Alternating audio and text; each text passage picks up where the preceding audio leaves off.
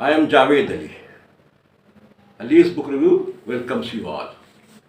आगे बढ़ने से पहले एक बार फिर कह दें कि जिन लोगों ने चैनल को सब्सक्राइब नहीं किया है वो बेल आइकन में ऑल को दबाकर इसे सब्सक्राइब कर लें। इससे तमाम एपिसोड की इत्तला उनको मिल जाएगी। आज की हमारी किताब है इन pursuit of justice and autobiography bye Rajendra Sachar.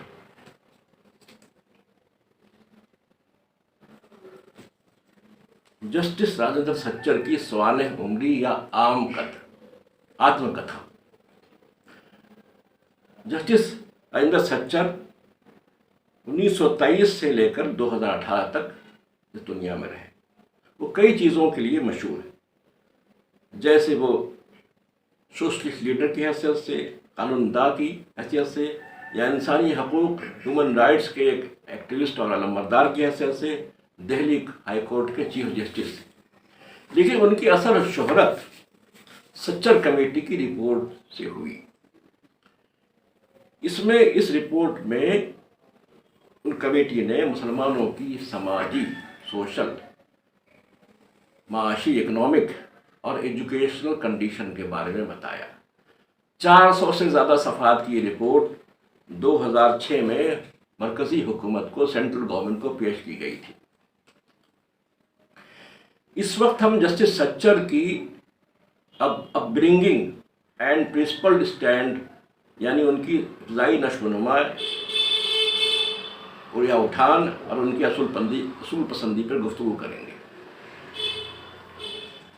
इब्तदाई तौर बता दें कि सच्चर पंजाब का एक बड़ा ख़ानदानी नाम रहा है। बड़ा तो नहीं कहेंगे, लेकिन ख़ानदानी एक नाम रहा है। उनके वालिद भीमसेन सच्चर फिक्री तौर पर गांधीयन थे और 1930 में वो कांग्रेस की सिविल डिसओबीडियंस तहरीक में हिस्सा लेकर जेल भी जा चुके थे। पेशे से सीनियर सच्चर वकील थे। गुजरानवाला पाकिस्तानी पंजाब में वो प्रैक्टिस करते थे, जबकि राजेंद्र सच्चर के नाना पंजाब हाई कोर्ट के जाने माने वकील थे। उनके दादा पेशावर में सरकारी मुलाजिम थे। सच्चर के वालिद 1920 में गांधी जी की कॉल पर नन कॉपरेशन मूवमेंट में तहरीक में शामिल हो गए थे। फिर उन्होंने इंडियन नेशनल कांग्रेस ज्वाइन कर लिया था और उन्होंने अपने मगरबी ड्रेसेस को, वेस्टर्न ड्रेसेस को होली जला दिया, आग लगा दिया था बाहर निकाल के। ये उस वक्त एक चला हुआ ट्रेंड था। फिर वो हिंदुस्तानी अचकन और चूड़ीदार में आ गए, जिसको उन्होंने सारी जिंदगी बरकरार रखा।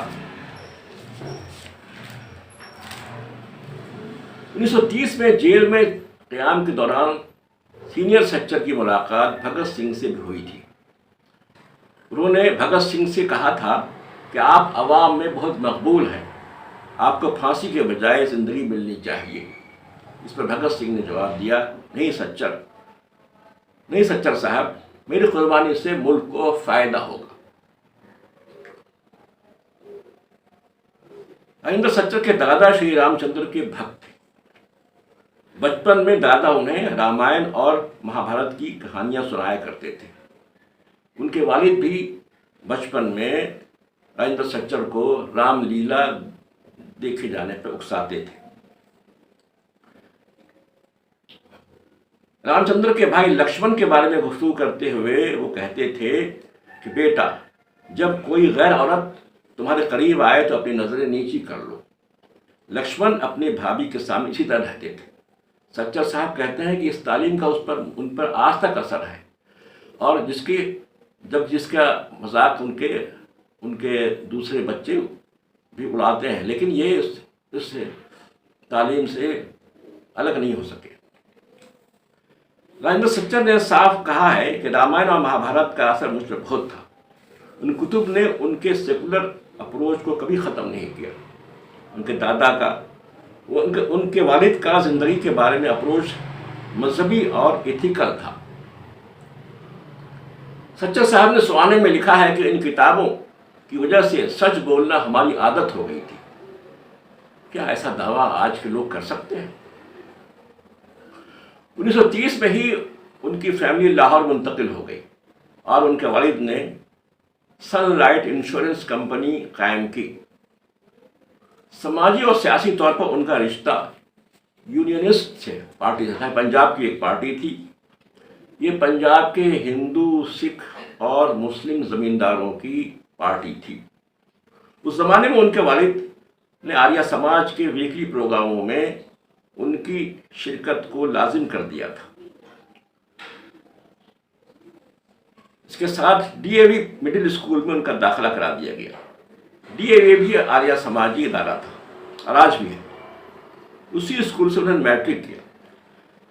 سچر صاحب نے لکھا ہے کہ ہیڈ ماسٹر وہاں کے لیٹ آنے والے طلباء کو لائن میں کھڑا کرتے اور ان کی پٹائی بھی کرتے، لیکن سزا وہ کئی بار انہوں نے سزا پائی، جبکہ ان کے نانا ڈی وی کالج یا اسکول کے مینیجنگ کمیٹی کے صدر تھے، لیکن اس کے باوجود ڈسپلن یہ سمجھا جاتا تھا کہ ڈسپلن پیدا کرنا ٹیچرز کا کام ہے، اور اس میں وہ فری تھے۔ بچپن میں تھیٹر میں فلم دیکھنے کی اجازت انہیں نہیں تھی، جبکہ بڑے لوگ جاتے تھے۔ 1939 میں وہ کالج میں آ گئے، جہاں انہیں ٹینس اور سوشلزم سے محبت ہو گئی، جو ساری زندگی برقرار رہی۔ امریکی سوشلسٹ مصنف اپٹون سنکلیر 1878 تا 1968 ان کا پسندیدہ رائٹر تھا، جنہوں نے شکاگو اسٹاک یارڈ میں مزدوروں کی بری حالت اور میٹ پیکنگ انڈسٹری میں امیگرنٹ ورکرز کی حالت زار کے بارے میں ناول لکھے۔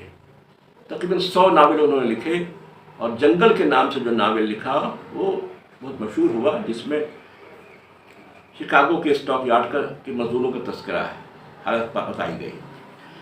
ان تحریروں کا ان پر بہت اثر ہوا۔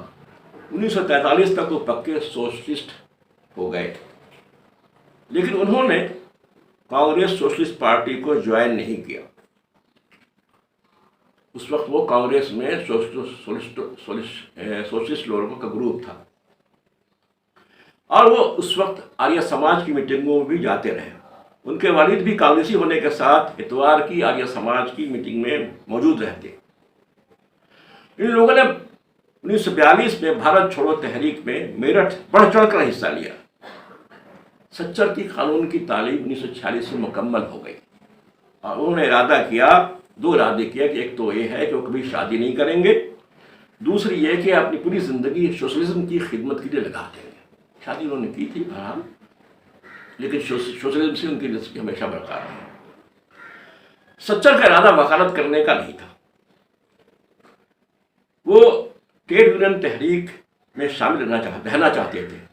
حالانکہ ان کے نانا نے، جو اس وقت لاہور ہائی کورٹ بار ایسوسی ایشن کے صدر تھے، زبردستی ان کا نام ایڈوکیٹ کی حیثیت سے انرول کرا دیا تھا۔ اس وقت ان کے والد نے، فادر نے پنجاب حکومت نے فائنانس منسٹر تھے، دخل دے کر بیٹے کی پسند کے مطابق مزید ٹریننگ کے لیے ممبئی میں، یا جسے بمبئی کہتے تھے، گلزائی رام نندا کے پاس بھیج دیا۔ نندا بمبئی حکومت میں لیبر امور کے وزیر تھے۔ بمبئی میں ان کا قیام 12 بائی 12 فٹ کی ایک کمرے میں رہا، جو اصلاً ایک دکان تھی، اور رات کو دکان کے بند ہونے کے بعد وہ اس کمرے میں آتے اور سوتے تھے۔ ان کا روزانہ کا کام تھا کہ ایک فیکٹری سے دوسری فیکٹری میں جانا، ورکرز سے ملاقات اور ان کی خیریت معلوم کرنا، ان کی ورکنگ کنڈیشن اور ان کے مسائل سے واقف ہونا۔ اسی دوران اگست 1946 میں ممبئی میں ایک کامنل رائٹس ہو گیا، اور یہ سارا کام رک گیا۔ اس وقت دہلی میں کانگریس سوشلسٹ پارٹی کا ایک کمیون تھا۔ نندا جی نے کہا کہ اگر تم وہاں جانا چاہتے ہو تو جا سکتے ہو۔ وہاں کا خرچ 50 روپے ماہانہ تھا، جس میں کھانے اور رینٹ کا خرچ شامل تھا۔ کھانے میں دال اور 2 روٹیاں ملتی تھی۔ راجندر سچر دہلی منتقل ہو گئے۔ کھانا انہیں پسند نہیں آتا تھا، لیکن کیا کرتے، کھاتے، اور ہفتے میں ایک بار اپنے موسی کے پاس جا کر کے اپنا پیٹ بھرتے، لیکن وہ اس سے لگے رہے۔ سچر کے رشتہ دار اور متعلقین کہتے یہ لڑکا کیسا ہے جس کا نانا پنجاب کا لیڈنگ وکیل ہے، ایڈوکیٹ ہے، باپ منسٹر ہے۔ بہرحال راجندر سچر نے لکھا ہے کہ میں خوش قسمت تھا کہ میرے والدین نے مجھے سمجھا اور مجھے اپنے پسندیدہ راستے پر چلنے میں مدد کی۔ اس زمانے میں سچر نے لکھا ہے کہ سب کے دل میں ملک کی خدمت کا جذبہ عام تھا۔ ان کے والد خود ان کے لیے مثالی شخصیت تھی۔ سچر نے ایک واقعہ لکھا ہے کہ جس کا ساری زندگی ان پر اثر رہا۔ وہ دہلی میں باڑا ہندو راؤ میں واقع دہلی کلاتھ ملز میں مزدوروں کے پاس جاتے تھے۔ وہاں کے ورکرز کی کالونی ان کا پہلا اسائنمنٹ تھا۔ وہاں ورکرز کی حوصلہ افزائی کرتے، یہ ان کا کام تھا، ان کے مسائل معلوم کرتے۔ اس وقت وہاں لاک آؤٹ ہو گئی تھی اور ورکرز کافی پریشان تھے۔ ایک دن ایک ورکر نے کہا کہ یہ عجیب، یہ لڑکا کیا ہے، پتلون پہنتا ہے اور ہم سے کہتا فکر مت کرو۔ اس زمانے میں ورکرز جو ہے پتلون نہیں پہنتے تھے بلکہ دھوتی یا پاجامہ پہنتے تھے۔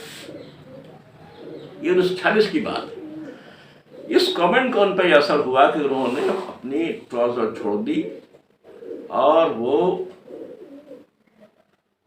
پاجامہ اور کرتے میں آ گئے، اور یہ سلسلہ ہمیشہ برقرار رہا۔ پھر اس کے بعد وہ کانگریس سوشلسٹ پارٹی کی طرف سے ریلوے یونین کے کام کے لیے متعین ہوئے۔ ریلوے میں اس وقت سوشلسٹ لیڈر جے پرکاش نارائن آل انڈیا ریلوے مینس فیڈریشن کے صدر تھے۔ سچر نے لکھا ہے کہ ان دنوں کمیونسٹ یونین اور ان میں سوشلسٹوں میں جھگڑے ہوتے تھے۔ کمیونسٹوں اور سوشلسٹوں میں اختلاف غالباً طریقہ کار میتھڈولوجی پر تھا۔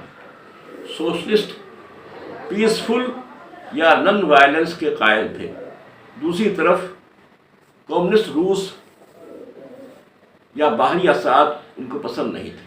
بہرحال یہ ایک الگ ٹاپک ہے، اس پہ کبھی اسٹڈی کی جائے گی۔ تقسیم یا بٹوارہ۔